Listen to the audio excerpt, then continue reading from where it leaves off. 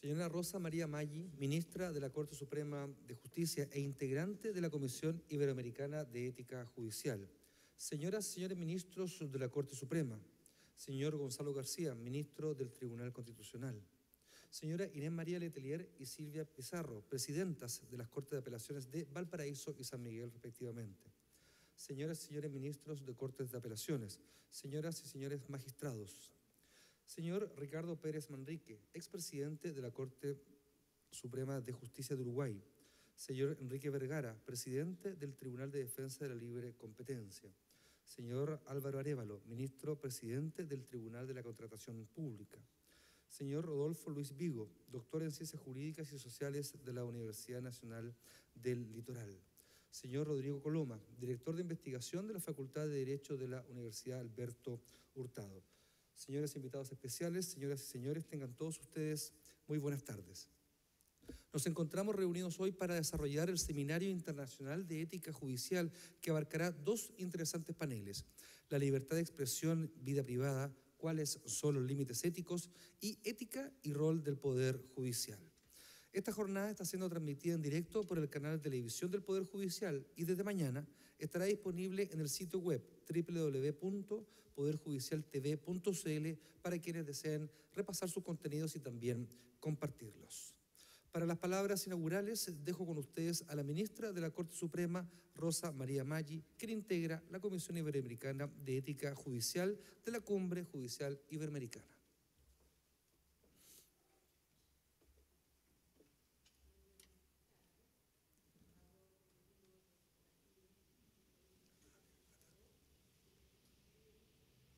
Tengo el agrado de inaugurar este seminario internacional y de recibirlos con la mayor alegría para darles la bienvenida a este encuentro que está destinado a facilitar la reflexión ética sobre ciertos principios que son particularmente relevantes para el Poder Judicial, que siempre está interesado en elevar los estándares éticos suficientes para garantizar eficazmente la absoluta integridad de los jueces y de todo su personal auxiliar, instaurando la adecuada transparencia, eliminando toda sombra de corrupción y de infundir en la comunidad la necesaria confianza que deben tener en los tribunales de justicia.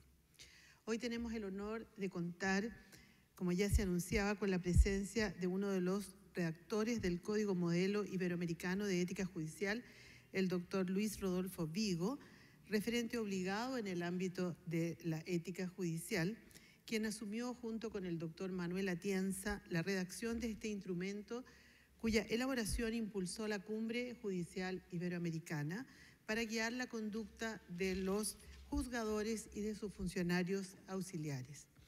Saludo al mismo tiempo al doctor Ricardo Pérez Manrique, expresidente de la Corte Suprema de la República Oriental del Uruguay y actual integrante de la Comisión Iberoamericana de Ética Judicial, cuya misión es fortalecer la conciencia ética de los impartidores de justicia de Iberoamérica, además de facilitar la discusión de estos temas éticos y de emitir también algunos dictámenes sobre o recomendaciones sobre los temas que se le presenten.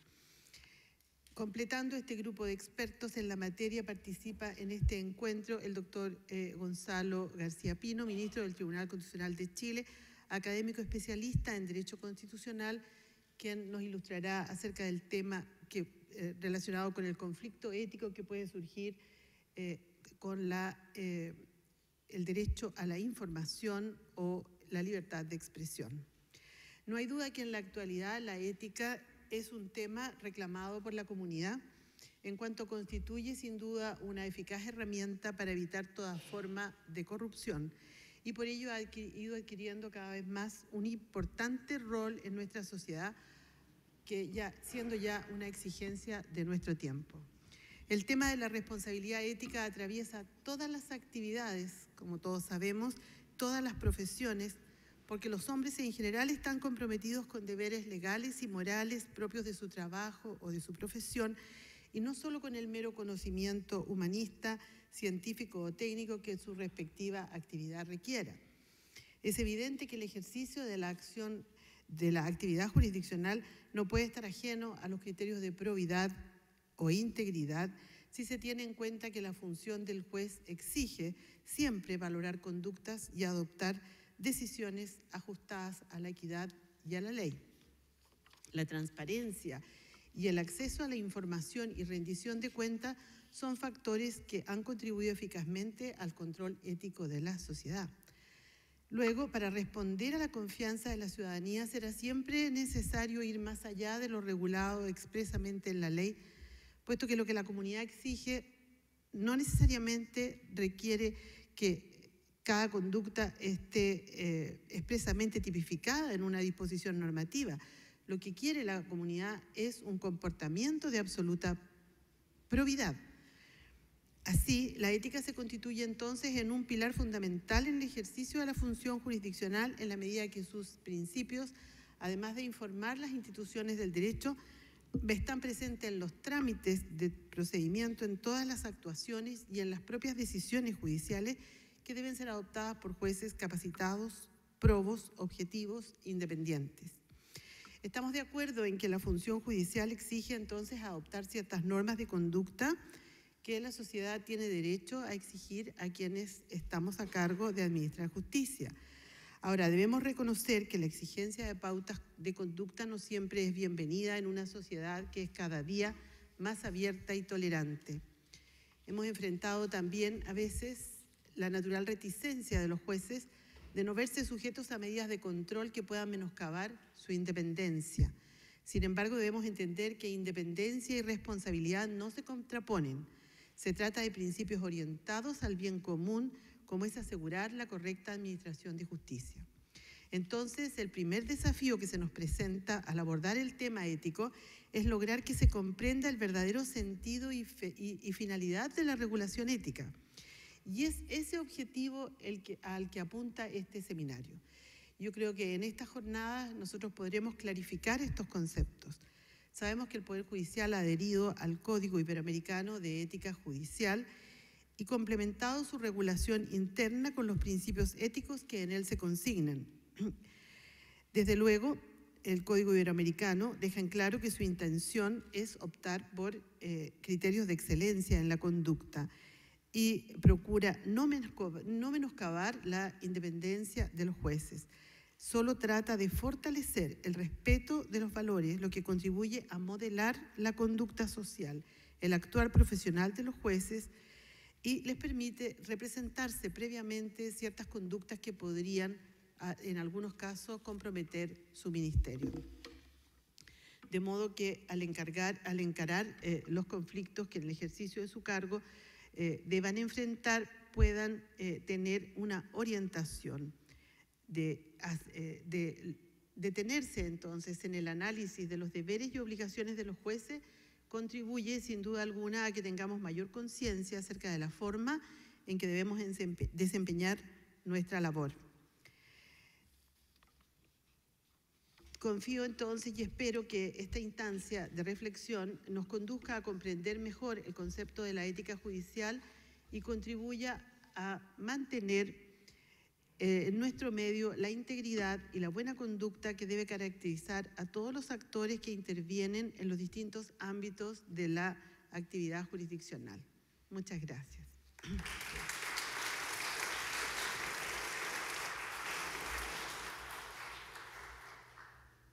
Muchas gracias, ministra. Quiero invitar, en primer lugar, a los integrantes del primer panel a pasar, por favor, a la mesa principal.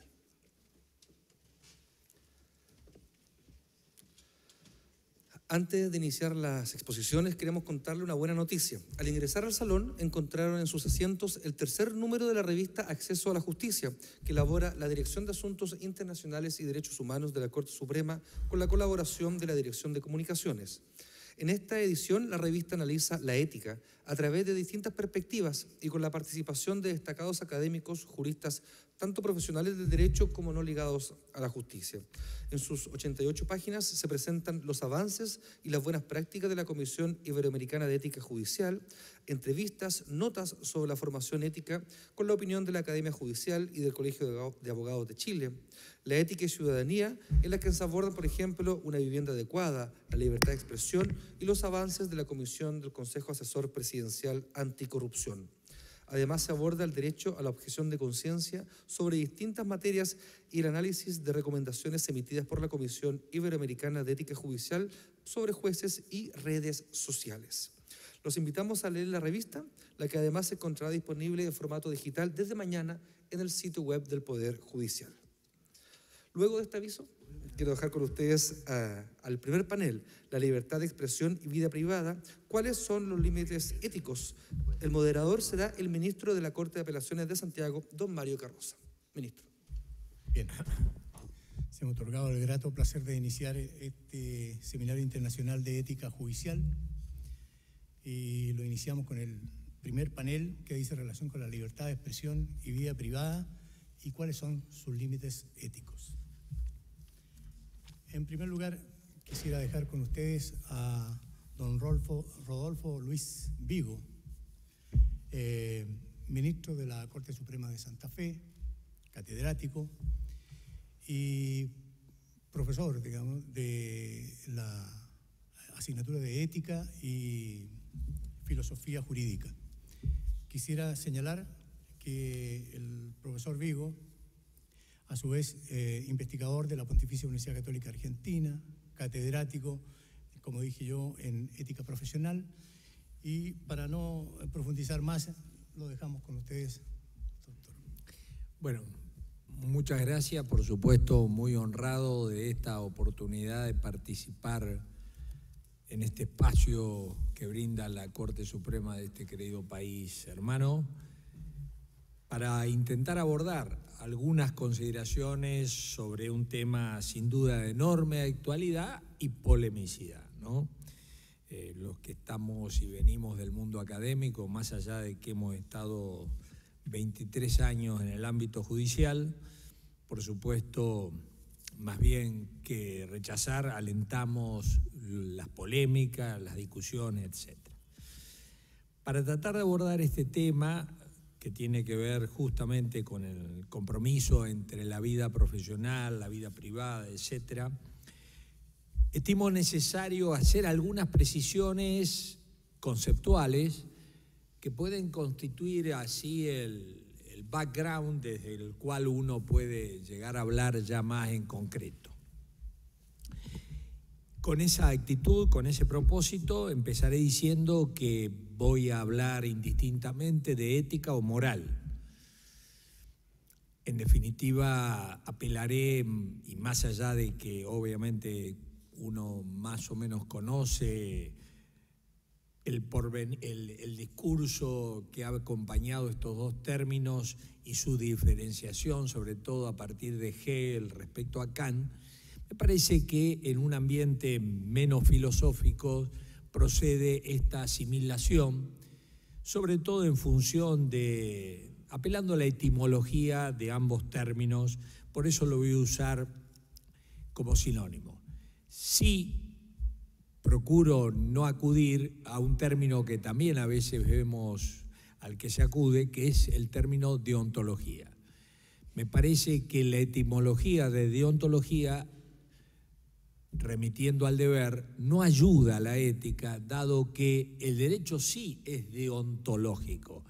La ética, más bien, apunta a mostrarnos algo que pensamos, estimamos como beneficioso, y luego de que hemos percibido a eso como beneficioso y apetecible, vienen los deberes. En una palabra, el deber es secundario, subsidiario, complementario del bien, de lo que beneficia, no está aislado. En cambio, el derecho muchas veces así lo es. Hecha esta precisión terminológica, otra precisión más. La materia de la ética. La materia de la ética me parece que en ese sentido uno puede recordar que se trata de los actos propiamente humanos. En consecuencia, ello significa razón y libertad, rechazo de cualquier postura determinista y una razón que obviamente tiene una enorme amplitud, tanto en el espacio teórico como en el práctico. Actos propiamente humanos, los actos interesan y esta es la materia primera de la ética, pero los actos, en la medida que se repitan, generan hábitos, buenos o malos, virtudes o vicios. Aquí entra la segunda materia de la que nos debemos ocupar quienes nos interesamos por la ética. En tercer lugar, la vida misma. Y esto es importante porque remite a que la vida, más que mera sucesión de actos, incluso el término al que nos podemos acudir en griego, bios, como todos sabemos, sin embargo, ahí hay una carga de unidad mucho más relevante que la que podemos estar pensando cuando hablamos simplemente de vida. Porque bios, cuando Aristóteles habló de los distintos tipos de bios, de modo de conducirse la vida, y un poco tiene que ver con esto. En definitiva, todos vamos asumiendo, más allá con coherencia, con cambios, no podemos dejar de conducirnos la vida. Incluso hay una definición de ética ciceroniana que habla de la ética como el modo de conducir la vida que remite a lo mismo que estamos hablando. Aristóteles distinguía tres tipos paradigmáticos de bios: el bios apolautikos, el dedicado al placer, al disfrute; el bios teoréticos, al conocer, al contemplar; y el bios políticos, dedicado al bien. Y justamente lo que querríamos destacar, esta unidad que va dándose, aunque uno no quiera, a la propia vida. Unidad y cálida moral que los otros aprecian de nosotros, en el sentido que aquellos que conviven con nosotros seguramente estarán en condiciones de ofrecer un juicio sobre nuestra calidad ética, más allá de que sea acertado, errado, etc. Y hablando de esto, de conducta, hábitos y la vida misma, que esto tiene mucha importancia a los fines del, por ejemplo, el estudio de las idoneidades para ser juez, la posibilidad de hablar de una idoneidad ética atendiendo a la unidad de la persona, quiero poner de relieve también este aspecto, ¿no? Esto de que en la ética parece también destacable, que la vida asume cierta unidad. Más aún, cuando la fractura es manifiesta, ya estamos en un terreno patológico de la esquizofrenia, pero en principios pensamos, y esto habilita a pensar la vida desde una cierta unidad. Ahora bien, el tema más discutible, dejando de lado discusión en los temas que he hablado, sobre todo por vía de los distintos tipos de determinismos, es el objeto formal de la ética. ¿Desde qué perspectiva vamos a estudiar los actos, los hábitos y la vida misma? Y la perspectiva pareciera ser el concepto central de la ética, es el tema del bien. El bien. Aquí sí hay polémica, discusiones, si el bien lo pone cada uno, si el bien lo pone la sociedad, si el bien lo identifica Dios, si el bien lo pone una norma jurídica, o, por señalar la sexta posición, bueno, también me olvidaba la quinta, si el bien depende de las consecuencias, ¿no? Del consecuencialismo y dentro de esto el utilitarismo. O la sexta posición, si el bien es algo objetivo y además de objetivo, cognoscible. Objetividad y cognoscibilidad, más allá de mayor o menor confianza en nuestras posibilidades para conocer objetivamente ciertas cosas y actos que están bien y actos que están mal. Quizás un poco esta discusión sobre el bien y cuento la experiencia cuando nos tocó redactar justamente el Código Modelo de Ética Judicial para Iberoamérica, con Manolo, a quien obviamente yo conocía de antes por la filosofía del derecho. Venimos de tradiciones, de teorías distintas, si bien él paulatinamente me parece ha cambiado mucho más que yo, de todas maneras lo cierto es que venimos de tradiciones distintas. Nos dimos cuenta rápidamente que no nos convenía afrontar en discusiones acerca de fundamentos.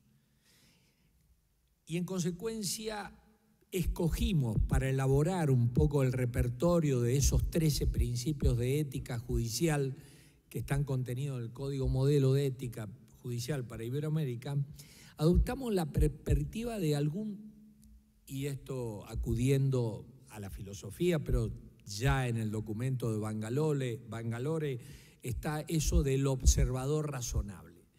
Despojarnos de las discusiones sobre fundamentos, despojarnos incluso sobre nuestras propias convicciones y tratar de adoptar ese punto de vista del observador razonable. Porque en definitiva pensábamos que la ética era un buen camino para legitimar. Y también advertimos que lo que le estábamos indicando como deberes éticos a los jueces no variaba mucho de lo que yo le pedía y Manolo le pedía a sus médicos. A mi médico, ¿qué le pido? Conocimiento actualizado, obvio. Le pido reserva de lo que le estoy contando. Le pido independencia en su ejercicio profesional. Le pido afabilidad, cortesía. Le pido, en fin, salvo en particular el principio de imparcialidad, que eso sí es específico de los jueces, lo cierto es que uno podría, y de hecho lo hemos hecho, elaborar 10 principios de toda ética profesional. Y aquí entro ya en la discusión, porque en definitiva, ¿quién es un profesional? En términos genéricos, el profesional es alguien, y esto se aplica aún en aquellos primeros médicos que podemos imaginarnos cuando aparecieron allá en los comienzos de la humanidad. Hubo alguien que necesitó que le resolviera el problema de su dolor de estómago, de su inconveniente de salud. Y en fin, fue reconociéndose a este que tenía la habilidad y la capacidad de proveerle de ciertos yuyos, de ciertos vegetales o invocar ciertas cosas, capacidad, habilidades como para resolverle un tema. En definitiva, en ese primigenio médico uno observa los datos propios de un profesional, por supuesto mucho más elaborado y clarificado. El profesional es alguien que tiene un cierto poder. Todos. Mi médico tiene poder sobre mí.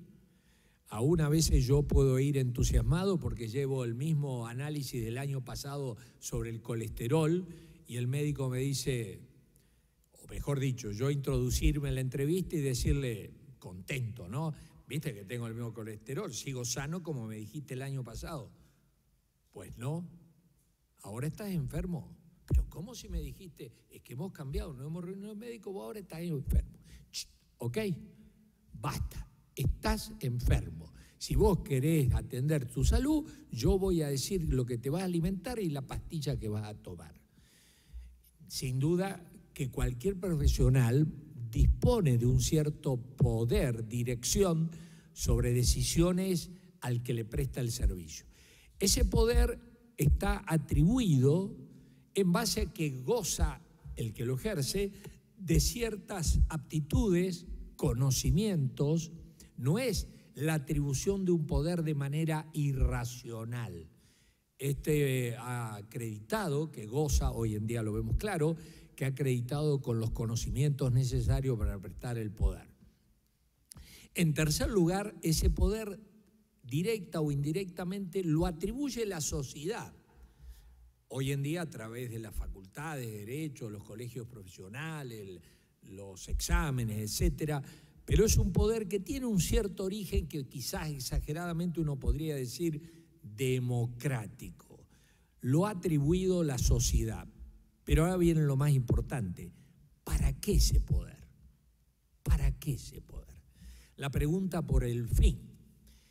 Y sin duda si podemos encontrar algún justificativo, será que el fin de ese poder es para que le brinde un beneficio. Si no, habrá que pensar en una sociedad de masoquistas. Si no hay un beneficio, ¿para qué otorgarle un poder?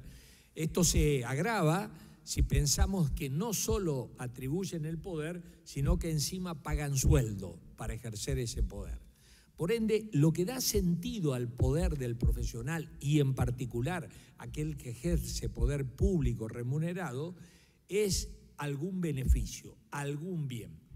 Y el profesional presta un bien, en particular directo al usuario, al que le brinda el servicio. Pero de algún modo también a la sociedad, que sabe y duerme tranquila que si tiene algún problema de salud, sigo con el ejemplo del médico, puede acudir a aquel que tiene los conocimientos y las capacidades como para afrontarlo y resolverlo. Pero también hay un beneficio propio del profesional que empieza a ser o empieza a disfrutar de cierto reconocimiento social. Y también hay un cuarto tipo de beneficio que es la materia misma del profesional. Un profesional que se dedica y que logra, en definitiva, constituirse en un buen profesional, seguramente va a aportar al mejoramiento de la materia del servicio. En fin, un médico se dedica y con esfuerzo aporta algún desarrollo, alguna evolución en la práctica médica. En definitiva, lo que da sentido al poder es justamente el bien. Y hay algo más como quinta característica. Ese poder se acepta, no se impone, se acepta. Es el mismo profesional el que acepta voluntariamente ejercer este poder, afrontando las exigencias del usuario, proveyendo al bien que le reclama el usuario, sea el bien la salud, sea el bien la vivienda, sea el bien la justicia, que cada uno conserve y reciba lo que es propio. Ahora bien, yendo ya al campo más específico del juez, para no extenderme demasiado, siempre ha habido sobre el profesional, una vez que aceptó el ejercicio de su poder, exigencias de carácter jurídico y moral. Al principio de manera indiferenciada, la moral absorbía en buena medida lo jurídico.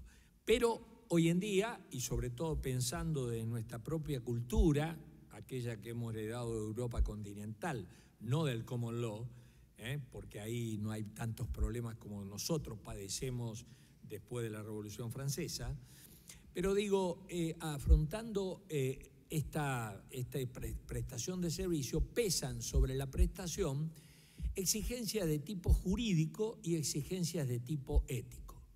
Por eso me parece muy importante discernir el derecho y la ética para poder entendernos, porque muchas veces las palabras nos desorientan, porque podemos estar discutiendo sobre palabras y no lo que decimos con ellas. Yo voy a señalar muy rápidamente 6 distinciones, por ahí tengo algo un poco más, pero bueno. La primera, que van a ayudar para la vida privada y la vida pública. La primera, el derecho es un mínimo de la ética. La ética es de máximo.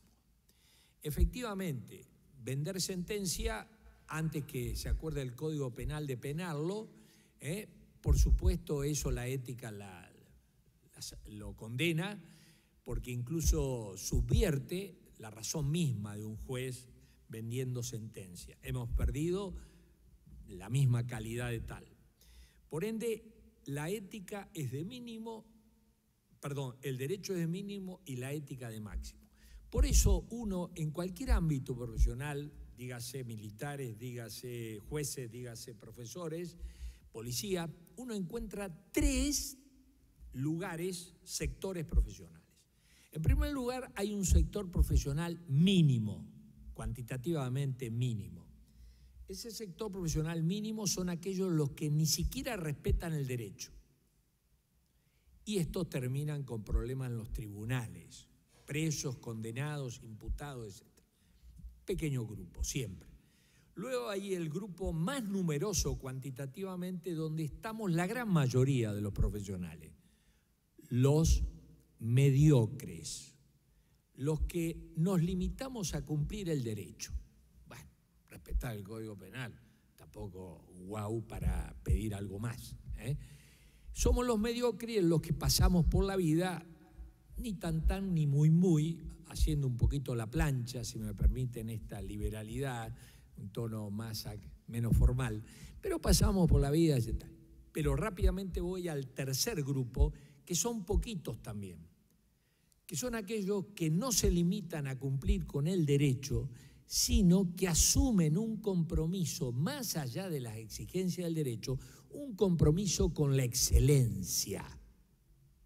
Y solo a este tercer grupo son aquellos a los que la sociedad les levanta monumentos, les pone sus nombres a las calles, a las aulas, etc.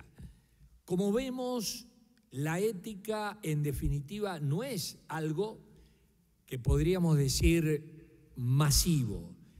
Todos estamos convocados a tener nuestro monumento, pero desgraciadamente la mayoría más. Si por no violar el código tendríamos un monumento, nos faltarían plazas públicas para tener monumentos. Por eso el tercer grupo de estos grupos profesionales son aquellos que asumen el máximo, el compromiso con la excelencia. Y yo recuerdo que siendo secretario de la Comisión Iberoamericana de Ética Judicial, cuando otorgábamos el premio al mérito judicial iberoamericano, recibir de cada país las candidaturas era algo que a mí personalmente me emocionaba, porque pensaba que a mí no me daba el cuero para asumir una vida con ese nivel de compromiso, de generosidad, etcétera, etcétera. Esto es lo primero. Lo segundo, la ética requiere voluntariedad. El derecho no pide voluntariedad, no nos consulta. La ética, por eso uno podría definir la ética diciendo, es un discurso de la razón práctica, dirigido al destinatario, al que procura convencer, para que asuma su compromiso profesional con un norte que es el de la excelencia en el servicio de justicia, en el servicio profesional, en este caso en el servicio de justicia. Un discurso de la razón práctica, no de Dios, viene de la razón práctica, más allá que religiones pueden avalar lo que dice la razón práctica. Busca convencer, por eso cuesta a veces la ética, porque tiene que hacer este permanente trabajo. Por eso a un padre nos cuesta transmitir la educación y mutatis mutandi, el trabajo del padre es un trabajo de ética, de procurar comprometerse, que este chico sea ordenado, que cumpla con sus deberes, etcétera, etcétera, etcétera. Y todos sabemos que nos cuesta lograr esta adhesión voluntaria al compromiso con la excelencia. En tercer lugar, la ética, hay una afirmación en Aquino, en Tomás de Aquino, que el que roba para ser adúltero es más adúltero que ladrón. Y un poco el valor de la intención. En el derecho basta los actos realizados. Por eso yo, si voy a un fiscal a decirle que estuve a punto de vender una sentencia, pero me arrepentí porque me ofrecieron poco dinero, el fiscal tendrá ganas de matarme, pero no podrá hacer nada. Yo le podré decir, sí, porque estaba pensando en que iba a invertir el dinero que iba a recibir, pero de última me arrepiento, quizás la próxima vez lo pienso. El fiscal no podrá proceder. En cambio, la ética seguramente estará muy interesada, muy preocupada por estos testimonios, porque en definitiva están apelando a la intención. En cuarto lugar, el derecho es una mirada hacia el pasado, pretérita. Perdón, una cosa me olvidé preguntar. El tiempo. Sí, nada más. Gracias. Le pido que, pues yo no soy muy autocontrolado a veces con esto. Entonces, la mirada del derecho, en cuarto lugar, es una mirada hacia atrás. Los juristas, ¿cómo vemos la realidad? Mirando hacia atrás, viendo si esa conducta encaja o no encaja en el tipo penal, si este fue el que produjo el daño, una mirada pretérita.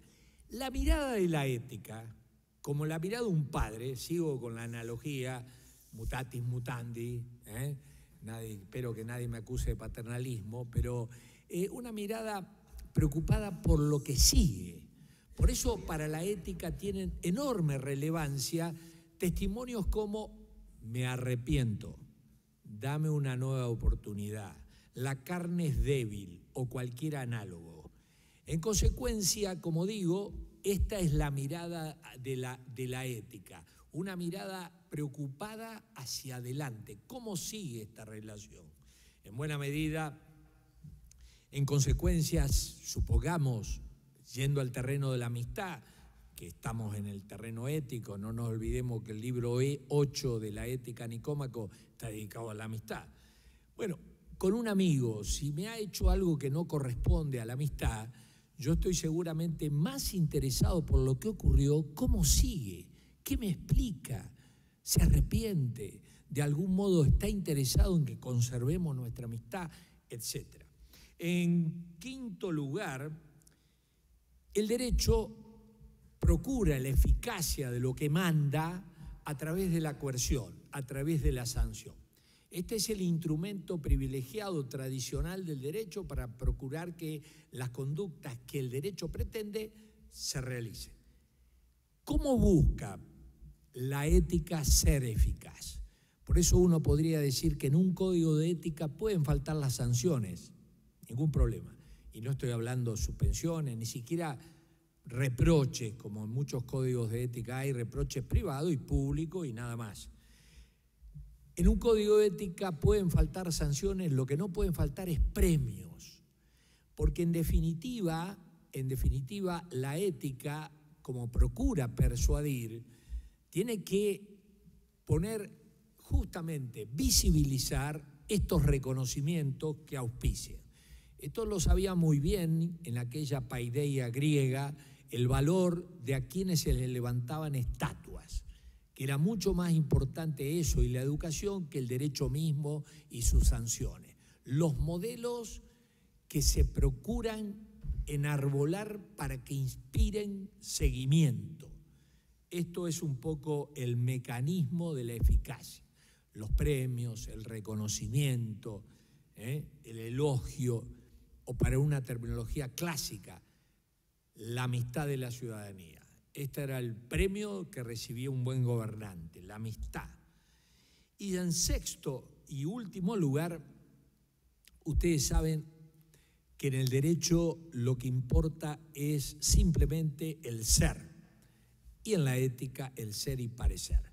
Cuento una anécdota. Yo era presidente de la Junta Federal de Corte Suprema en la Argentina y me acuerdo que teníamos nuestra reunión anual y venían de la Corte Suprema de Estados Unidos Sandra O'Connor. Tuvo un problema y, bueno, finalmente me comunica que no puede venir y me sugiere a Scalia, al fallecido juez de la Corte Suprema en febrero del año pasado. Me propone Scalia varios temas y yo en ese momento no sabía nada de ética judicial. Nada es nada. Bueno, sabía de filosofía del derecho, más o menos lo que podía tocar, pero bueno, casi por curiosidad malsana, sugiero que hable de ética judicial. El discurso de Scalia en ese momento fue allá en la zona de Ballenas nuestra, en Chubut. Yo creo que eso fue lo que sedujo para que viniera. En definitiva, nos habló de ética y el mensaje fue este: no se preocupen tanto por ser, sino por parecer. Quizás estoy exagerando a los fines de lo que quiero decir. Claro, terminó el discurso y más de uno tuvimos duda diciendo, bueno, pero esto parece hipócrita, en fin, salimos. Sin embargo, con el tiempo yo le di la razón, o entendí, me parece, lo que quiso decirnos Scalia, que en definitiva, si un juez cree que es un excelente juez, se mira al espejo, en fin, con la humildad propia de un argentino, y en fin, bueno, se cree que es buenísimo, Y sin embargo, la sociedad lo ve re mal, es re malo, punto. Ser y parecer. Entonces, este trabajo, este esfuerzo complementario que se le pide desde la ética, por eso no es importante que el juez duerma tranquilo con su conciencia. Lo importante es que la sociedad duerma tranquila teniéndonos a nosotros de jueces. Eso es lo que quiero decir, ser y parecer. Quería decir varias cosas sobre este tema, dar algunos argumentos a favor de la ética, pero no hay tiempo. También algunos temas vinculados, ¿por qué no logramos tener éxito con la ética? Y sí voy a poner títulos, ¿no? Juridicismo, esta confianza que hemos heredado de la ley a partir de la Declaración de los Derechos del Hombre y del Ciudadano, la libertad empieza y termina en la ley, esto que por supuesto me parece hoy superado en tiempo de Estado de Derecho constitucional. También un segundo obstáculo es la ignorancia de nuestras facultades de derecho, porque sigue enseñando todavía, que una cosa es el derecho y otra cosa es la moral. El temor a la religión, que tras la moral venga la religión. El cuarto, la pérdida de privacidad. Y digo después dos palabras sobre las redes sociales. Pérdida de la privacidad. Efectivamente, esto está claro, que cuando hemos aceptado voluntariamente el ejercicio de un poder profesional, mucho más poder público, mucho más remunerado, sin duda esto conlleva muchos beneficios, pero también muchas restricciones. La privacidad no la perdemos, pero queda seriamente comprometida, limitada. No la perdemos, pero queda, esto está dicho por las jurisprudencias europeas del continente. También en la Argentina, ya hace muchos años, en la causa Morales-Solá, a consecuencia de adoptar la tesis New York Times versus Sullivan. En consecuencia, lo que uno puede discernir del ámbito de la vida nuestra son los tres ámbitos típicos. Está el ámbito estrictamente profesional. Lo que hago en las oficinas de mi trabajo, en tiempo del trabajo, etcétera, etcétera. De eso no hay ninguna duda, que queda abarcado por deberes jurídicos, los mínimos éticos, los más graves, y los deberes éticos también. Está el ámbito público no profesional, el ámbito público no profesional, que es donde se suscitan discusiones. Y sin duda aquí también habla la ética. Por eso todos los códigos de ética, mutatis mutandi, hablan de que el profesional, cualquiera sea él, tiene que llevar una vida que de algún modo, también fuera del ámbito profesional, no comprometa la dignidad propia de la profesión. Esto es más o menos extendido. En el Código de Ética lo dijimos explícitamente en el artículo 53. La integridad de la conducta del juez fuera del ámbito estricto de la actividad jurisdiccional contribuye a una fundada confianza de los ciudadanos en la judicatura. Contribuye a la legitimidad, Por ende, y después, el tercer ámbito es el ámbito estrictamente privado. Lo que yo hago en el baño de mi casa no le interesa a nadie. Por supuesto, en la medida que quede así, circunscripto al ámbito del baño o de mi casa. Pero claro, si sale corriendo mi señora porque le voy pegando, ya eso ha dejado de ser ámbito estrictamente privado. En consecuencia, aquí aparece esta cuestión donde está la zona de discusión. El juez íntegro, artículo 54, no debe comportarse de una manera que un observador razonable considere gravemente atentatoria contra los valores y sentimientos predominantes en la sociedad en la que presta su función. A mí me pasa muchas veces que cuando discutimos estos temas, el riesgo es que esta persona se me ponga a discutir pensando en Yale, en París 2 o no sé dónde. Y este es el punto de vista. La cuestión es, ¿Cómo logro yo la confianza de la ciudadanía? O sea, ¿cómo logro la legitimidad? Más allá de otros factores, digo en Alexis, legitimidad argumentativa, la ética, sobre todo en nuestras sociedades tan críticas de la autoridad, la ética es un factor fundamental para la legitimidad de la confianza de los ciudadanos. ¿Desde dónde juzgar lo que puedo y no puedo hacer? Porque la ética alcanza las acciones y las omisiones. Desde aquella perspectiva de un observador razonable. Yo sé que este enunciado genera dudas, cierto margen de imprecisión. Pero más allá de esas zonas de solapamientos, de dudas, no cabe tampoco dudas de que hay cosas que primero tengo que hacer ese esfuerzo. Y en consecuencia, si yo estoy preocupado por la legitimidad, creo que en definitiva tengo que prestar atención a aquel observador razonable. Yo a veces, a lo mejor me han escuchado algunos de ustedes que yo decía que mi conciencia ética me la marcaba una vecina de mi casa que se llamaba Antonia, que era una mujer mayor, soltera, que nos apreciaba mucho a nosotros, incluso de hecho a mí familiarmente me decía papucho, digo, a este nivel, pero era implacable en mi control. Y quizás era un punto de vista exagerado, pero me hacía observaciones que me obligaban a pensar, observaciones críticas, que me obligaban a pensar algunos de mis comportamientos. Una persona que no era abogada, sí, era alfabeta, pero nada más. Entonces, este punto de vista. Y entrando rápidamente y terminando con el tema redes sociales, yo creo que el documento que emitió, la consulta que emitió la Comisión Iberoamericana de Ética Judicial me parece suficientemente explícita, con lo cual yo lo que tendría que hacer es casi leer todo eso.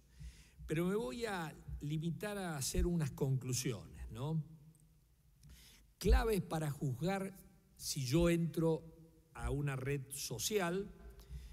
Ustedes saben muy bien los riesgos: audiencia fuera de control, vastedad de esa audiencia, permanencia en el tiempo de lo subido en la red, facilidad para apropiarse cualquiera de lo subido, más allá de los cambios de las relaciones con los destinatarios, de amigo a enemigo. Quinto, el proveedor de la red fija y cambia las condiciones de la red. Y sexto, la participación en la red puede ser positiva y puede ser negativa, el silencio, pero estoy participando. Fuera de esto, yo acudiría a leer esto. Por ende, yo diría que hay algunas claves que con esto termino. Por supuesto, el uso de redes puede ser con fines laborales y hay grupos de trabajo, chat que se generan. En fin, ya voy a decir las claves. Los fines no laborales, sin dudas, generan mucho más resistencia. Uso de redes en tiempo laboral y uso de redes fuera de tiempo de deber. Pero yo voy a dar algunas claves para el juez.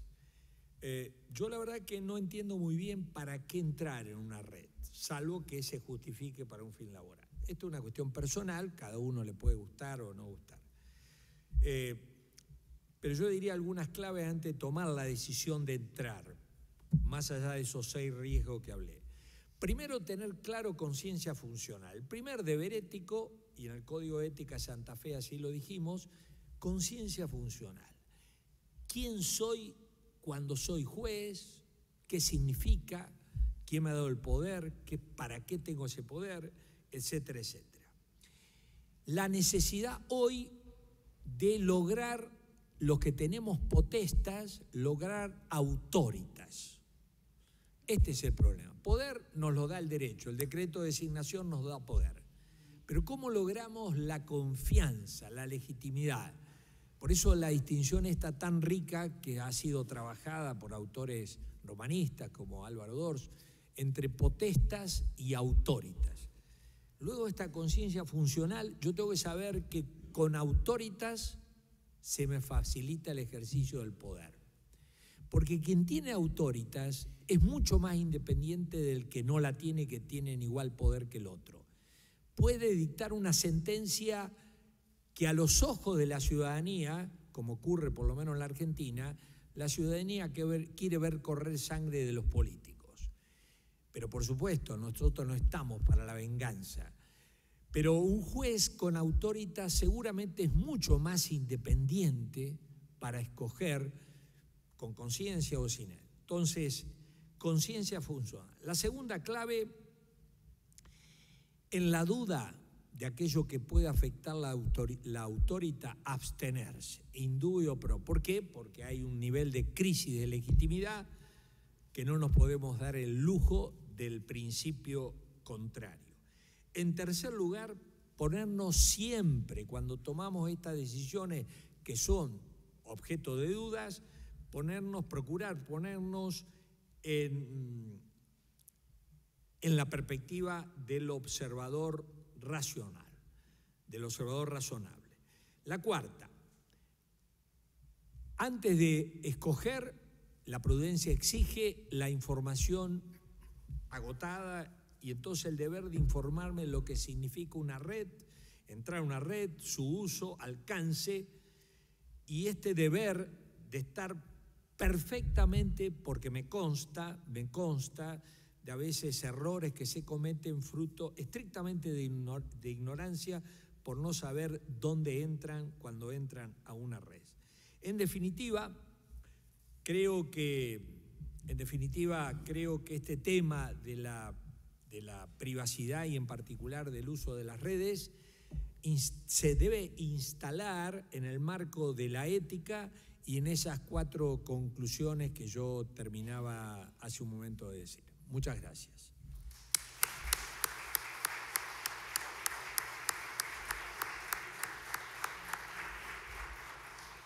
Bien. A continuación, dentro de este mismo tema de la libertad de expresión y vida privada, ¿cuáles son los límites éticos? Dejo con usted al doctor en Derechos Fundamentales, don Gonzalo García Pino, académico y ministro del Tribunal Constitucional de Chile.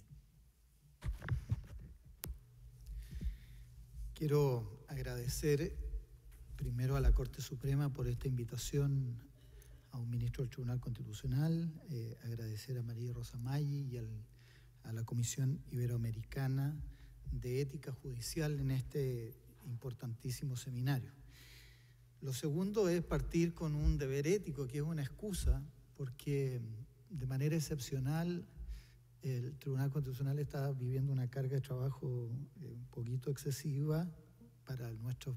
Esto es impropio decirlo ante ustedes, que sí tienen cargas excesivas de trabajo, pero las nuestras parecen ser crecientemente excesivas. Entonces tengo una vista de causa que comienza a las 4:15 de la tarde. No tenemos ministros suplentes designados y hay 2 ministros de vacaciones y no quiero estar en falta ética de que por primera vez en la historia del Tribunal Constitucional no pueda sesionar por la ausencia de un ministro, pero estamos a 50 metros, así que, en fin, y con un estado físico que me permite llegar bien ahí. Ética judicial, primera regla que es cumplir lo mínimo, esto básico. Me invitaron a exponer sobre libertad de expresión y vida privada.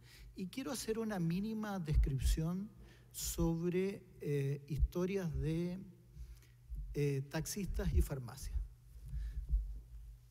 Eso es lo que yo quisiera explicar, aplicado a reglas de taxistas y farmacias. Voy sobre el punto. Primero, hay que decir en mi concepto que yo no soy un experto en ética, pero quisiera explicarme metodológicamente desde un texto de Michael Walzer que explica 3 senderos para llegar a los procesos de descubrimiento ético. Una son tesis de revelación, otras son tesis de descubrimiento enciclopédica y una tercera tesis es la interpretación social. Es esta última tesis, a partir de las críticas sociales, en donde se reflejan comportamientos éticos que son muy interesantes de reconocer, porque además está muy próximo al tipo de raciocinio que normalmente tenemos los jueces. Parto sobre la libertad de expresión en Chile. Es importante decir que en la vida la libertad de expresión obviamente tiene una dimensión objetiva en términos de su desarrollo y su valor para la democracia, y tiene una dimensión subjetiva para quienes emiten las opiniones, para quienes las desarrollan como estatuto de la información. Quiero decir que en cuanto a estatuto de la información, el periodismo en Chile no es asunto de vida o muerte.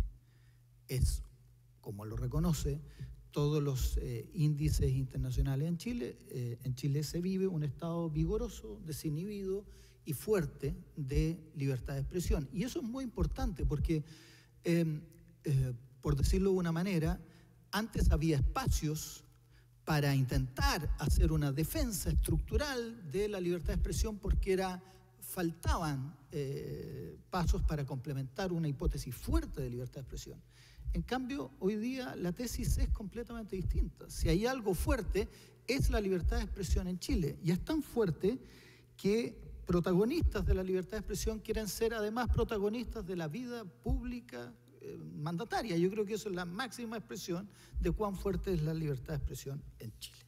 Entonces, partiendo de la base de ese punto de vista, creo que yo quiero hacer reflexiones sobre el valor que tiene objetivamente la democracia en términos de su configuración como estándar de libertad de expresión. ¿Y por qué lo pongo como estándar de libertad de expresión? Por una cuestión bastante obvia, porque es ahí donde se reproducen algunos de los mecanismos más complejos de la sociedad, porque siempre hay una cierta tentación de limitar un ejercicio de las ideas a partir de algunas falencias en el sistema democrático. Y yo quiero a lo menos destacar lo que me parece que son dos dilemas bien importantes. Primero, creo que era propio del siglo XX una cierta idea en donde había que defender el proceso democrático. Además, las democracias eran una minoría en el ordenamiento de los países en el mundo. Antes del 90 eran una minoría las democracias. Y había un contexto ideológico muy marcado en donde lo que se juzgaban eran procesos ideológicos muy fuertes y por ende había una disputa ideológica en el marco de la Guerra Fría que era tan sistemática que en realidad lo que buscaba era sustituir el marco de ideas legítimas intentando proscribir algunas desde el inicio. Entonces, en realidad había una reflexión sobre los límites de la cautela democrática de la promoción de las ideas en una sociedad. Sin embargo, hoy día que las democracias son mayoritarias y donde claramente el contexto ideológico ya no es de Guerra Fría, es un contexto ideológico de sociedades abiertas, la reflexión sobre los límites ya no se ha trasladado al dilema de los fines sobre la imposición de una verdad, sino que a un debate sobre los medios respecto del ejercicio de la mentira y de la posverdad en política. Entonces creo que en ese escenario nos vamos a mover entre el invisible límite de cautelar las sociedades democráticas en el marco de ideas ideológicas o la reflexión sobre los medios en el proceso democrático. Vamos sobre el primer punto. En términos estrictos, yo ya dije que esta es una cuestión que ya estaba superada, un viejo debate sobre sociedades libres y sociedades cerradas, es una cuestión que ya está abiertamente superada, no obstante siempre queda alguna reflexión sobre los límites, hasta dónde uno tolera determinadas reglas de ideas que pueden subvertir el orden sobre el cual nosotros pisamos en el marco de la convivencia común, hasta dónde llega el límite de las ideas tolerables. Y desde ese punto de vista, en algún minuto fueron seductoras tesis como que no se podía ser tolerante con los intolerantes, y sobre la base de eso no solo se construyeron algunas reglas éticas, sino que también reglas jurídicas para intentar proscribir un determinado pluralismo. Pues bien, eso desapareció, no es parte de nuestro proceso democrático actual por una cuestión que es bastante obvia y evidente. No hay fuerza más grande que aquella que está sostenida en el credo democrático.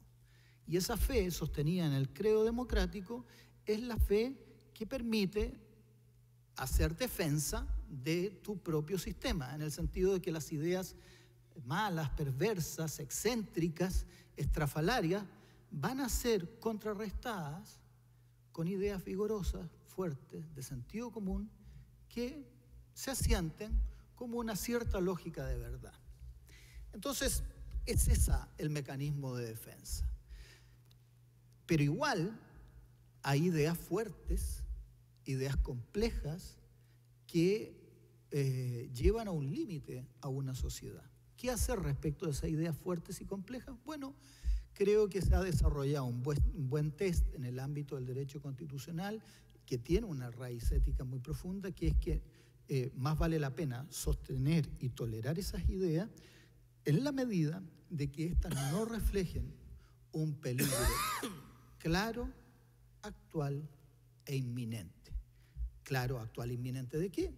Actual e inminente de riesgo de socavamiento del proceso democrático. Entonces, más vale la pena tolerar ese conjunto de ideas. Y si a eso uno le añade ciertas reglas de naturaleza electoral para que las ideas excéntricas no tengan representación electoral sobre la base de determinados umbrales, bueno, en fin, son mecanismos de protección de la democracia en términos de su cautela de cuál es el ámbito pluralista que la sostiene.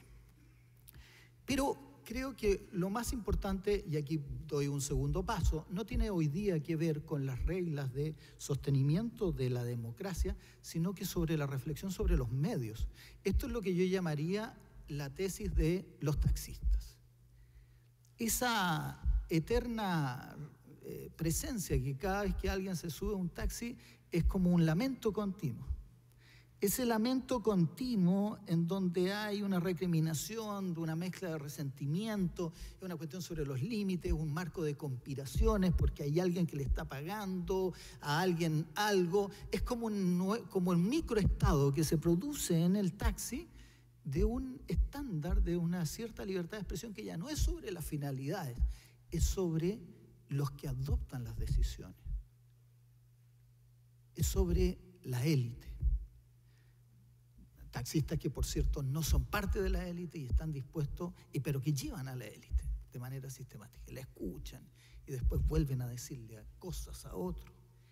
Ese estándar es lo que podríamos identificar como la denuncia de la cocina. Y lo que hay ahí es que en realidad, dicho de una cierta manera, la democracia es como una confluencia cada vez más compleja de intereses espurios de naturaleza económica, en donde el conjunto de los decisores públicos son incapaces de configurar una idea de bien público. Hay como ese estándar, como que cada día cuesta más identificar ese bien común. Ni siquiera la palabra bien común la pronuncia. Ya se desterró del escenario político. Y hay ese tono de sospecha.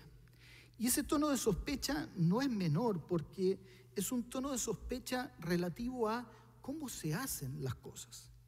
Y esto es como identificar el cómo se hacen las salchichas.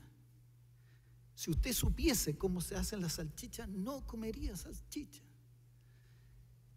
Y las come en la ignorancia de su procedimiento de fabricación. Pues bien, nosotros sufrimos las leyes o vivimos de las leyes sin saber cómo se construyen. Sin embargo, hoy día hay un avance muy relevante porque hay dos factores que tienen que ver con el cuestionamiento del proceso legislativo. Y ese cuestionamiento del proceso legislativo va de la mano de la mayor necesidad de la transparencia a objeto de incrementar los estándares para que los decisores públicos tengan niveles de probidad y de intentar desenmarañar el marco de los intereses que están reflejados detrás de esta legislación. Pues bien, muchas veces detrás de este dilema en realidad hay otro tipo de cuestiones. Hay cosas que la ciencia política ha identificado con mucha claridad. Detrás de una legislación con muchas complejidades o de determinada legislación de compromiso, lo que hay en términos estrictos son las debilidades de gobiernos divididos. ¿Por qué? Porque como la sociedad es muy plural, es muy difícil obtener las mayorías suficientes para tener ejecutivos homogéneos que determinen reglas racionales, con una legislación clara. No, las legislaciones son costosas, están llenas de transacciones, las decisiones que uno espera que sean rápidas son muy lentas, se demoran en el tiempo. Entonces hay un conjunto de elementos objetivos que no tienen que ver con cómo se decide, sino que con el sistema institucional de la democracia. El problema es que en el discurso de la lógica antidemocrática, muchas veces lo que se comienza a cuestionar no es tanto la iniciativa misma, sino que el medio por el cual se produce, que es el acuerdo. Se cuestiona éticamente el acuerdo, el llegar a un acuerdo, el deliberar. Y resulta que cuando uno comienza a cuestionar las reglas de acuerdo, tarde o temprano, ¿cuáles son las otras reglas de acuerdo que uno tiene? Si no es por deliberaciones previas y alguna votación, pues bien, uno lo que pone en cuestión son las reglas de las vías pacíficas para tomar decisiones. Entonces se hermanan éticamente aquellos que cuestionan con mucha validez el modo en que se embarazan determinados intereses, y otros que en realidad tienen pura voluntad de sostener tesis ligeramente violentas. Entonces yo creo que ese es un problema ético de estas sociedades del tiempo de la pospolítica, de sociedades despolitizadas, de partidos políticos que no ofrecen programas desde el punto de vista de tesis sugerentes, de relatos sobre una sociedad. Y eso me parece que es bien importante desde el punto de vista ético, y no hay muchas alternativas respecto de cómo superarlo. Lamentablemente las vías de superación tienen que ver con la desconfianza de los ciudadanos y con la apatía electoral, y esas son cuestiones muy relevantes. Tercera cuestión, esto creo que va de la mano de algo que llegó para quedarse, que es la posverdad. La RAE lo va a incorporar en el próximo diccionario, y es un término que existe desde el 2004, catalogado así por Ralph Case. La posverdad no es mentira, no es la mentira, y quiero inmediatamente decir, extraer la lógica de la mentira. Por de pronto la mentira en política ha existido siempre, y el primer teórico político que la condensó fue Maquiavelo, y es en El Príncipe, y está configurada como una herramienta política. La posverdad no es eso, la posverdad es mentira más emocionalidad e instrumentalización de esos resultados. Es emocionalidad más mentira, porque de eso está configurado de manera muy importante la política. Ese ejercicio de manipulación es una cuestión que tiene que ver con un trasfondo que es bien importante en el proceso democrático. Si la línea que separaba antes la historia de la prehistoria era el lenguaje, pues bien, en algún minuto el lenguaje configuró una manera de entender la sociedad. Si el descubrimiento de la imprenta desarrolló al libro como el paradigma de la razón, pues bien, ese paradigma de la razón llegó hasta determinado momento en donde en medio del siglo XX, a finales del siglo XX, ya se reemplazó ese paradigma por la dimensión audiovisual. Y Sartori ya derechamente habló de que había un tránsito del Homo sapiens al Homo videns, y lo que importaba era la estructura de lo que uno ve, lo que se refleja, porque eso es lo creíble. Eso es lo creíble. ¿Y qué importa a veces que lo creíble esté en un ángulo de cámara en donde a veces no vemos lo que es el contexto de las noticias, la segmentación con la cual se construyó? Entonces a veces hay cercanía porque alguien se fue a una fogata para ver que había un apagón, cuando en realidad en términos estrictos es un dilema marginal de una sociedad. No quiero decir que esto no sea un problema, por supuesto que lo es para ese conjunto de personas, pero hay manipulación y hay reducción de la estructura del Homo videns, y vemos la política a partir de eso. ¿Y cuál es el problema? Que al partir de ese tipo de dilemas, lo que hay es una modificación del modelo de racionalidad con el cual estamos entendiendo la política. Y ese modelo de racionalidad tiene como último escenario, tenía una alternativa. La alternativa era construir la teledemocracia a partir del proceso de invasión de las tecnologías. Sin embargo, todavía está pendiente la teledemocracia, incluso en el ámbito local. Pero lo que tenemos más bien son sus defectos, que es la potenciación de estos nuevos diálogos. nuevos actores, medios de comunicación social que ya dejaron al margen a los partidos políticos, porque la mediación es directa. Y si esto lo ponemos en el marco del ciclo de la era de Internet, pues bien, las redes sociales terminan de acabar con toda mediación política.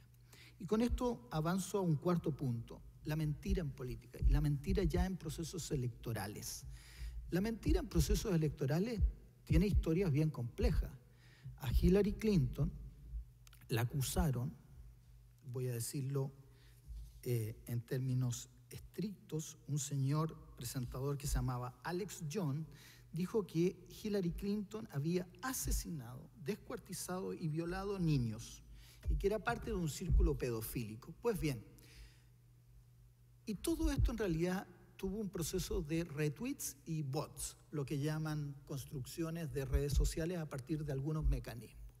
Estos mecanismos lo que hacen es una sinergia que permite una mirada partisana a la vida política. Yo seduzco a aquellos que están en el ámbito de mis redes de aproximación, vulnerando todo proceso de pluralismo y haciendo creer que las verdades partisanas de mis grupos de reflexión son las verdades que se están imponiendo. Pues bien, fue un señor, recorrió 350 millas desde Carolina del Norte hasta descubrir en una pizzería en donde se juntaba el jefe de campaña de Hillary Clinton, fue con un arma para liberar los niños que Hillary Clinton descuartizaba, violaba, etc.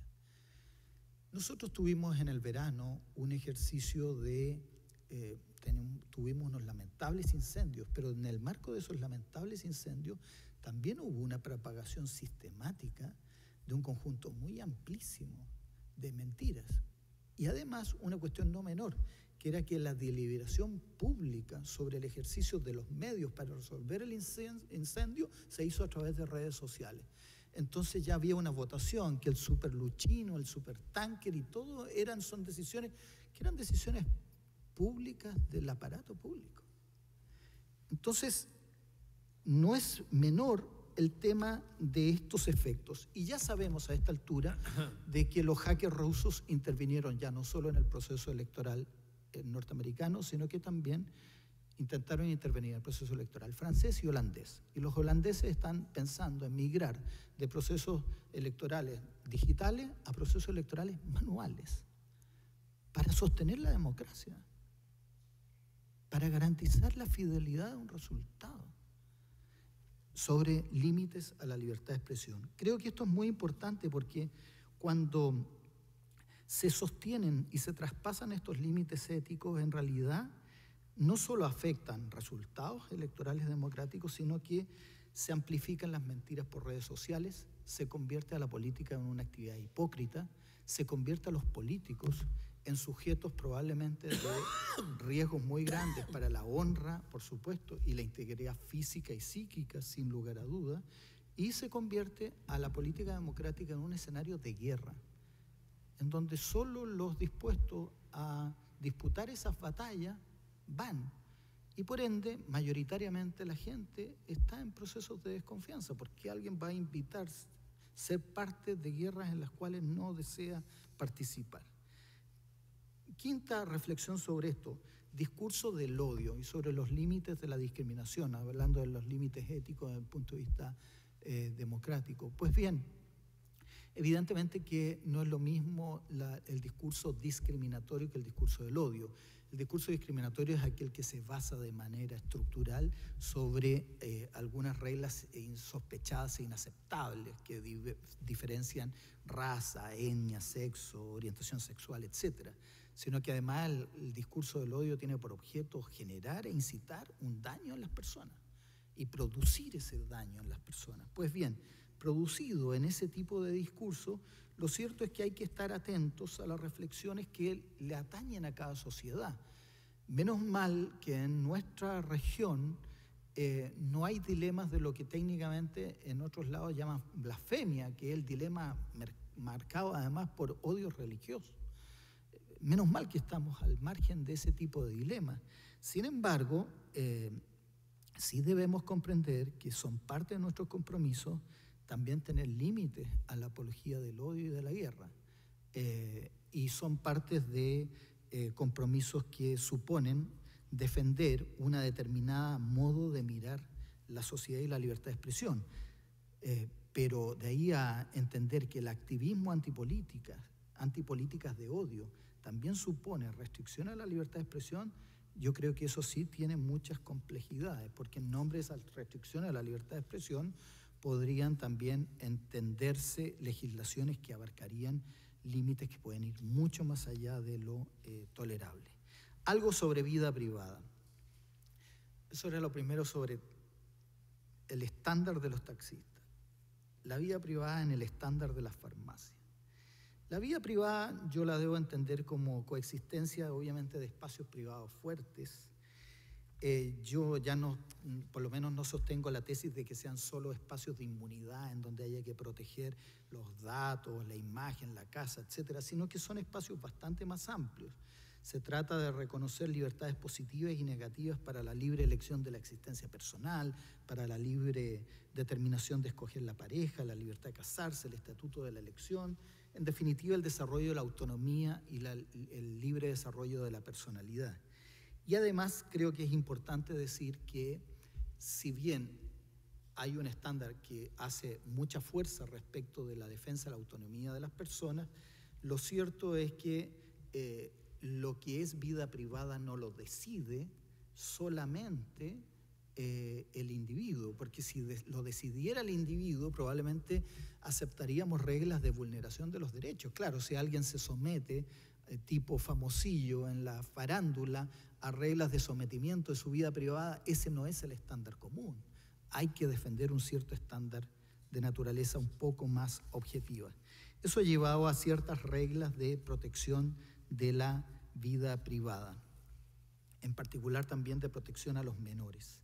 Quiero cerrar con una reflexión más amplia sobre la ética en la esfera del secreto de la vida privada. A partir de esa decisión, creo que la configuración genética, por ejemplo, los estados de salud, la identidad moral y sexual, hábitos de vida, creencias intelectuales y religiosas, son parte de este núcleo que predetermina un modo único e irrepetible de las personas. En este caso, la regla es el secreto y cualquier mecanismo, coacción, publicación o hecho que pretende velarlo, al margen del consentimiento del individuo, obviamente importa una evidente transgresión de mínimos éticos. Ahí lo que se protegen son las esferas materiales. Sin embargo, creo que hay que llamar la atención sobre una cuestión que es muy relevante. Lo que verdaderamente ha cambiado es la enorme capacidad de intrusión de los medios tecnológicos sobre la vida privada. Y esa es una tendencia avasalladora. Ya no solo nos encontramos, primero, sobre una mezcla de sociedad digital con sociedad de la información, en la cual cooperamos activamente, incluso desde el mismo minuto en que compramos nuestros celulares y de manera irreflexiva le hacemos acepto las condiciones a ese celular y acepto todas las condiciones que no leí en contratos extremadamente rigurosos. Pues bien, desde ahí en adelante tenemos un dilema sobre lo que entendemos sobre intromisión arbitraria en nuestra vida privada. Sin embargo, nosotros estamos dejando huellas digitales de nuestra vida privada en todos lados. Dejamos nuestra huella digital y es que antes eran irrelevantes, pero ahora se levantan. Se levantan esas huellas digitales. Y cuando se levanta la huella digital, ya los espacios públicos dejan de ser importantes. Espacios públicos que sean formalmente públicos o accesibles al público, son espacios que cada vez se van reduciendo en una cierta dimensión porque la sociedad de la televigilancia los tiene dominados desde ese punto de vista y en donde quedan nuestras huellas digitales, en donde hay un monitoreo permanente de la vida. Antes, de verdad, yo pensaba de manera ingenua que era insostenible que alguien pudiese tomar este volumen de datos porque eran tantos millones y millones de terabytes de datos que en realidad la privacidad estaba protegida en el marco del anonimato, en la imposibilidad de la administración de esa base de datos. Pues bien, los casos tipo Snowden nos han dado cuenta de que en realidad la administración de esos datos es perfectamente posible. y que no hay un lugar donde esconderse. Como dice el libro de Glenn Greenwald, no hay un lugar donde esconderse. Y hay dos técnicas que se están utilizando ampliamente y que vinculan la tesis de la política y la economía. La política hace uso de la Big Data para efectos de que, como ya no tiene una relación con el pueblo, ni se necesitan grandes concentraciones para debatir e identificar cuál es el pueblo, utiliza la Big Data para tener las tendencias de la población. No necesito ir a los lugares y ya tengo todos los datos de las tendencias. Son las huellas digitales de toda la gente a partir de exámenes de Big Data que me permiten saber quién es el pueblo, qué es lo que piensa, por dónde está y por dónde le puedo hacer una oferta. El problema está en la economía, que se puede hacer también con Small Data. Y la Small Data es ya el dato preciso que identifica un perfil de usuario de cada uno de nosotros.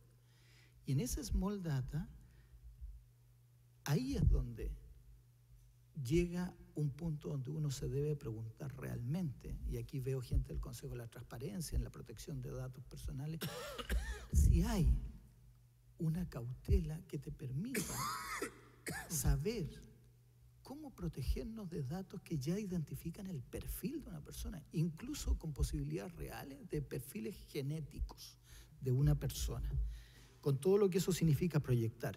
Y si alguien quiere vincular vida privada con libertad de expresión, pues bien, persiga al conjunto de decisores públicos, identifique sus perfiles individuales y tiene una limitación muy sustantiva de ciertas decisiones y deliberaciones para la democracia. ¿Y por qué digo que esta es una historia de farmacia? Porque es bastante evidente que en el marco de la red digital, cuando uno recurre a la esquina de su casa y va por un remedio, ya el hecho de ir por un remedio significa que le preguntan por una otra cantidad de remedios que son parte de su huella digital. Ahora hay una esperanza. La esperanza, que es lo que yo simplemente quería contarle, es que hay un margen de error. El margen de error a veces es grueso, porque siempre a determinadas horas, normalmente horas inadecuadas, la persona que está más cerca de ti te dice: mi amor, llegó el momento, ¿sabes qué? No tengo las pastillas que necesito y además estoy enferma, así que anda, por favor, a la farmacia. Entonces yo fui a la farmacia y ahora cada vez que voy a la farmacia siempre me ofrecen anticonceptivos y toallitas nocturnas. Entonces, bueno, hay un margen de error. Muchas gracias.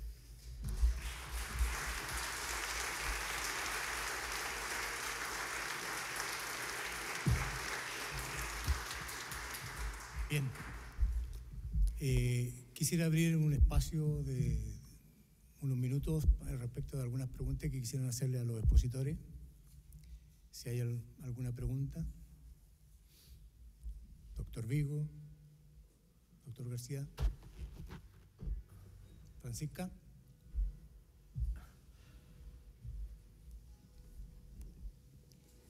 Al profesor Vigo, hace muchísimos años ya, no me acuerdo cuánto, estuvimos en el Instituto de Estudios Judiciales conversando acerca de ética. Usted estuvo en ese panel y hubo otros panelistas incluso, y hubo una tremenda discusión. Me acuerdo que nos quedamos hasta altas horas. Era Atria. Sí, era Atria y era Cerda, el ministro Cerda. Ajá, cierto. Y hubo una tremenda discusión en torno a justamente la posibilidad de que el Código de Ética Iberoamericano fuera adoptado por la judicatura chilena en términos, en ese momento se decía, inapropiados, que no se correspondían con la esencia de lo que era el código en términos de esta búsqueda de la adhesión, de la voluntariedad, ¿no es cierto?, este papel de convencer. Y en ese momento había, yo diría, era una idea pacífica de los que estaban presentes en la conferencia, en términos de que no era apropiado traer el código a Chile, a la judicatura chilena, porque a nuestra Corte Suprema se le iba a ocurrir hacerlo operativo a través del régimen disciplinario, un régimen disciplinario, ¿no es cierto?, que en esa misma oportunidad se criticaba muchísimo como no respetuoso de las garantías básicas de un debido proceso bueno, y con eso resumo, ¿no es cierto?, porque eso contiene muchísimas deficiencias.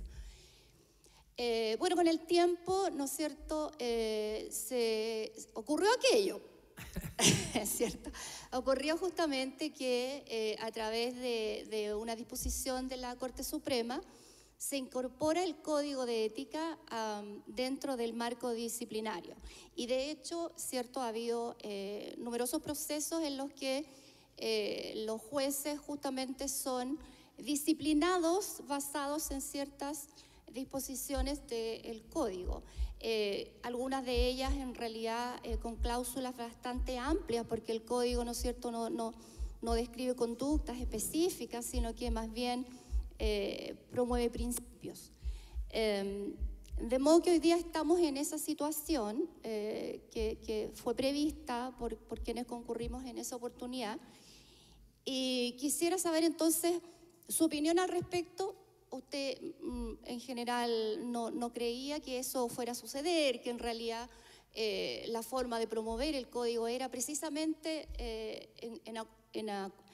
en sintonía, digamos, con su esencia, que es la convicción, ¿no es cierto? Y todos estos elementos de reconocimiento, de premio, en fin.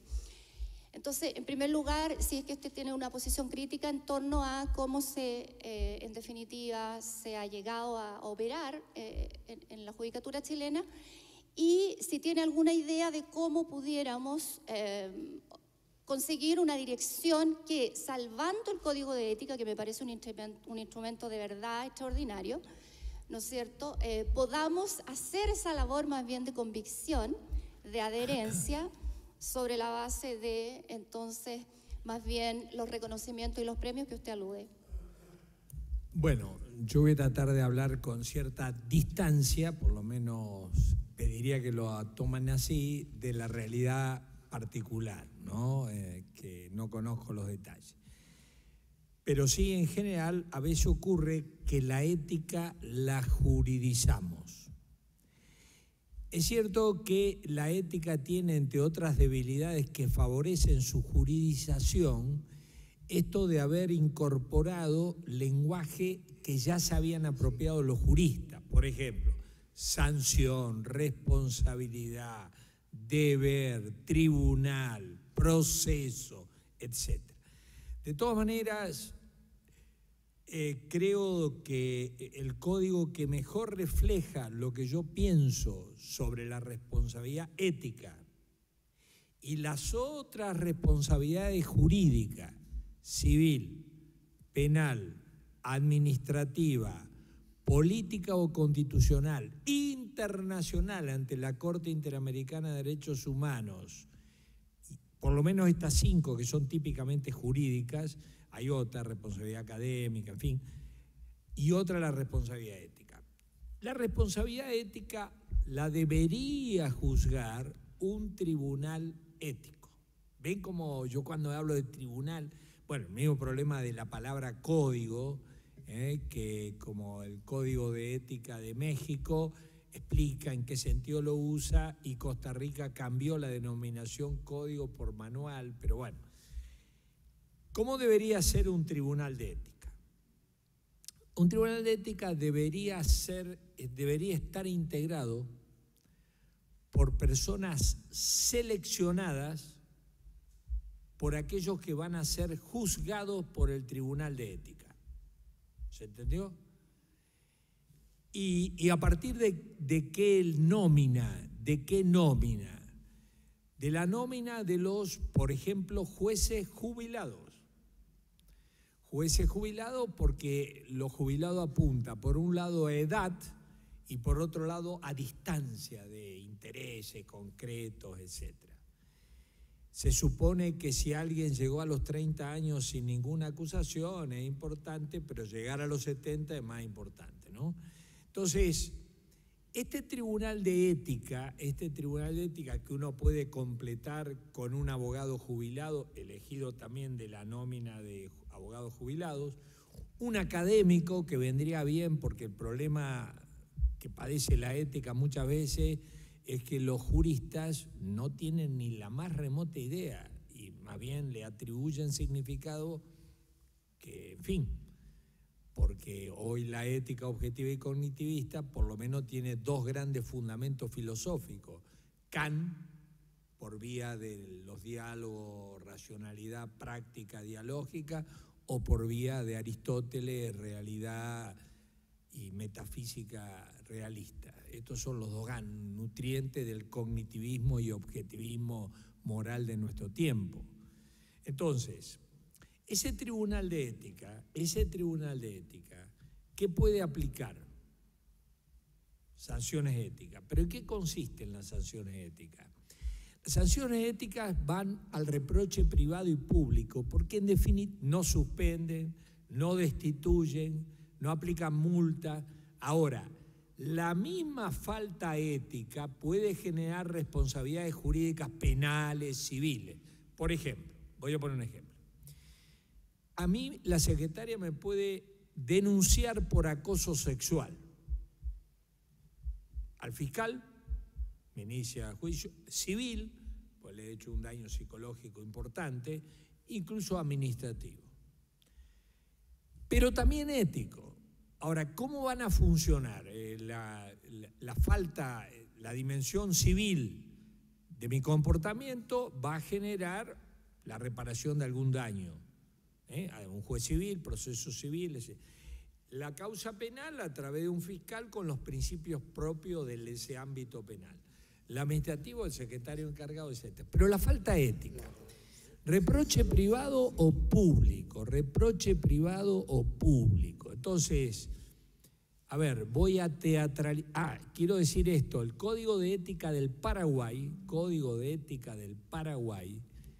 que sin duda tuvimos mucha participación, no lo redactamos, pero oficiamos de asesor en la redacción de esa comisión, que fue un largo proceso, una comisión muy diversificada, previo un relevamiento de opinión pública de la sociedad, en fin, un proceso serio con fondos de USAID, pero bueno, un proceso muy serio. Entonces digo, teatralizo la falta ética que me han denunciado. Tribunal de Ética, grandes profesores, bueno, un gran profesor, 3 jueces, en fin, que tienen nombre o premios, reconocimientos permanentes, etc. Y un profesor también por ahí jubilado. Me reciben a mí, proceso de responsabilidad ética, me reciben a mí, voy a teatralizar. ¿Qué tal, Vigo? ¿Cómo andás? Un cafecito, un mate, tu familia. Yo vengo de familia de juristas, abuelo, padre, tíos, todos mis hermanos. Bueno, entonces, ¿qué tal? Conversamos, tribunal. Che, vamos a entrar a lo que te llamamos. La denuncia de tu secretaria. A ver, dice que vos tal día le dijiste que se quedara trabajando con vos cuando no había ningún trabajo y después le invitaste a comer y eso lo repetiste, le dijiste que piense porque a lo mejor esto va a perturbarla en su futuro, bla, bla, bla, bla, bla. Bien. A ver, aquí la relevancia que tiene el cara a cara, el testimonio, etc. Todo esto terminará, en la peor hipótesis, el expediente tendrá 3 hojas. Terminará con un reproche privado o un reproche público. Si uno no tiene conciencia moral, no pasa nada. Uno va al baño a reírse de lo que han hecho. Reproche privado o público, si no tiene conciencia moral, no pasa nada. Ahora, sin perjuicio de lo que ha pasado en el ámbito ético con esta que no tiene conciencia moral, porque el tribunal lo que va a tratar es de que se asuma la responsabilidad de eso y sin duda que se comprometa a aventar o que en definitiva no se incurra de vuelta en eso. Por supuesto que puede terminar la primera denuncia en una resolución más o menos de este tono, que se ha recibido el testimonio del denunciado y que lo ha satisfecho las explicaciones que ha dado el Tribunal de Ética, se manda el archivo. Eso no excluye la responsabilidad ante el juez penal, el civil, administrativo, el político constitucional, por donde se destituye a los jueces. ¿Se entendió más o menos? Entonces, Me parece que, de todas maneras, hay otras variantes. En Panamá se creó, los jueces creían que podía ser una amenaza de presión a los jueces por vía de la responsabilidad ética. Entonces, se creó un tribunal de ética y entonces el denunciado en el ámbito de las responsabilidades jurídicas, podía llevar su caso ante el tribunal de ética integrado al estilo de lo que yo dije. El dictamen del tribunal de ética no obliga al juez civil, al penal, a la Secretaría Administrativa ni al Parlamento.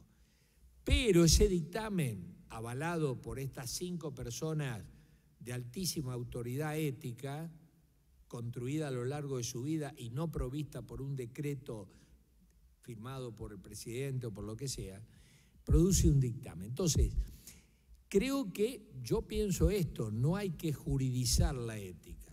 Creo que hay que dejarla en manos de un tribunal de ética que interpela la conciencia, que busca. Y termino con esto. Yo siempre me he imaginado, si tengo que padecer un juicio de responsabilidad académica, quiero decir, por ejemplo, que la UNAM hace un año y pico dictó un código de ética, la UNAM, nadie va a imaginarse alguna cosa rara, que regula la relación entre profesores, los alumnos, no generar dudas, ser, parecer, en fin, entre colegas, etc. Entonces, lo que digo es esto. Yo siempre pienso que le tendría mucho más miedo a un tribunal de ética académica, en donde personas que gozan de mi altísimo respeto, reverencia académica, me son convocados para, por ejemplo, que te haga responder que he sido denunciado porque, en fin, le he hecho propuestas osadas a alguna alumna o lo que sea. Me parece que ese ámbito, por estas personas que me inspiran mucha confianza, me inspirarían más temor, mucho más prevención, que terminen, por ejemplo, diciendo, concluyen que merezco un reproche privado que queda limitado a mi conciencia, no se hace público, o reproche público, que sale, por ende, en todos los medios. ¿Se entendió la diferencia? Bueno, gracias, doctor.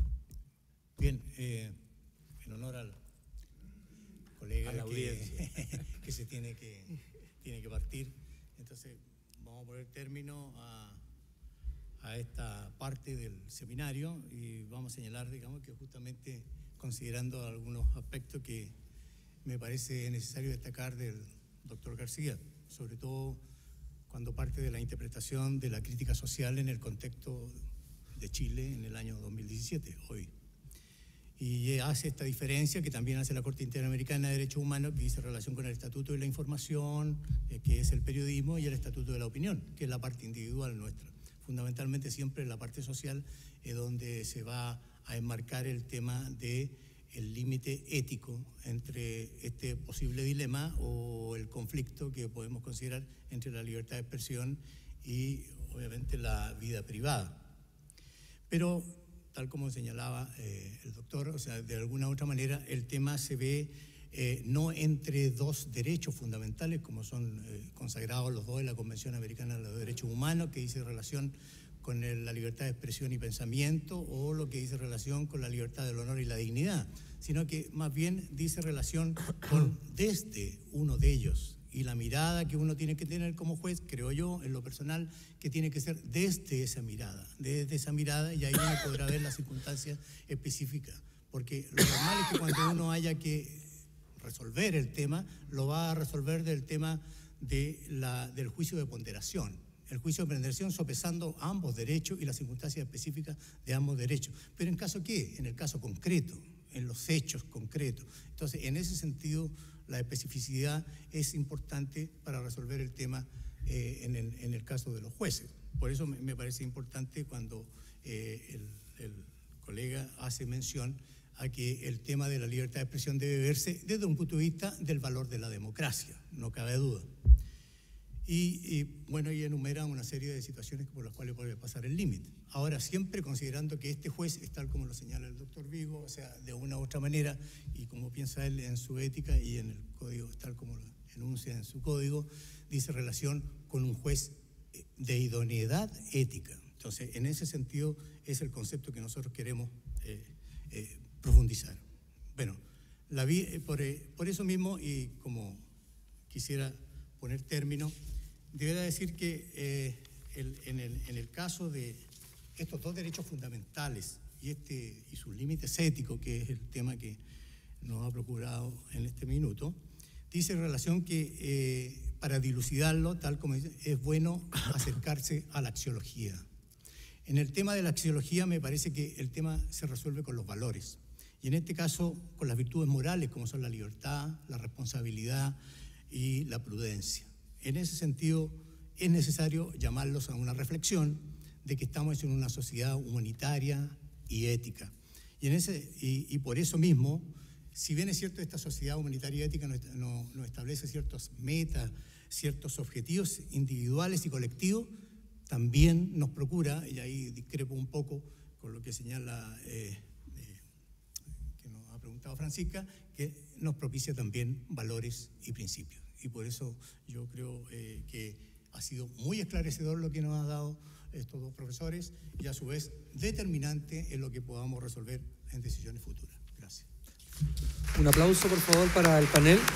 Le damos las gracias y los invitamos a todos ustedes a un café en el primer piso de este palacio y nos encontramos en 25 minutos más con el panel Ética y Rol del Poder Judicial. Muchas gracias.